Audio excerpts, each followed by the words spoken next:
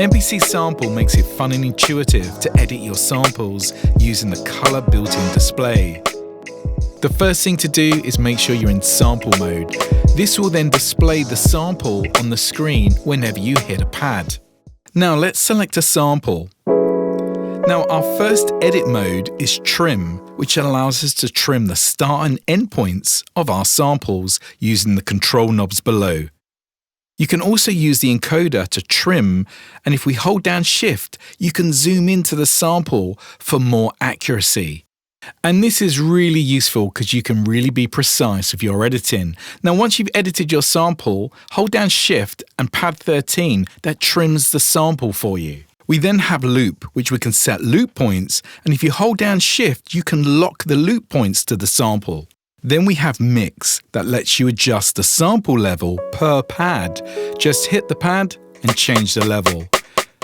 And then to the right of this, we have panning, where we can pan each of the samples, which is great for hi-hats. Then we have our amp envelope, where you can set the attack and decay amounts. And then next to this, you have your velocity sensitivity.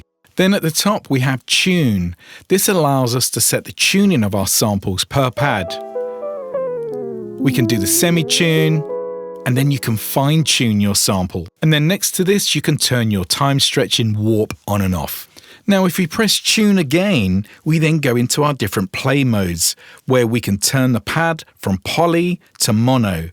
Then we have our mute groups, where we have up to 16 different mute groups, which are great for open and closed hi-hats. Then you have offset, which allows you to trigger an offset to the sample, which delays the start of the sample. Then we have our filter types.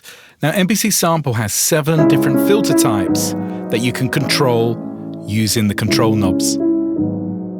We can control the filter, the type, and the resonance.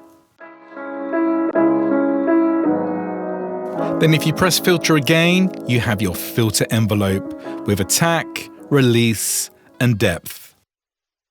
Now to save your samples, press Shift, Sample Select to save, and you can name and select which drive you want to save to. Press Do It, and now you've saved your sample.